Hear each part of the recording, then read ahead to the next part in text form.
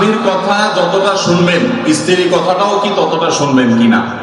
দেখুন, পৃথিবীতে ফ্যামিলি ব্যবস্থাপনা ইসলামে একটা আছে, আর এর বাইরে পশ্চিমাদের আরেকটা আছে। দুইটা সিস্টেম। ইসলামের ফ্যামিলি ব্যবস্থাপনা হলো আল্লাহ তাআলা কোরআনে পরিষ্কারভাবে নির্দেশ করেছেন, আর রিজালু কাওয়ামুনা আলান নিসা। পুরুষদেরকে আল্লাহ রাব্বুল আলামিন নারীদের উপরে দায়িত্বশীল করেছেন, তাদেরকে আল্লাহ তাআলা অভিভাবক বানিয়েছেন।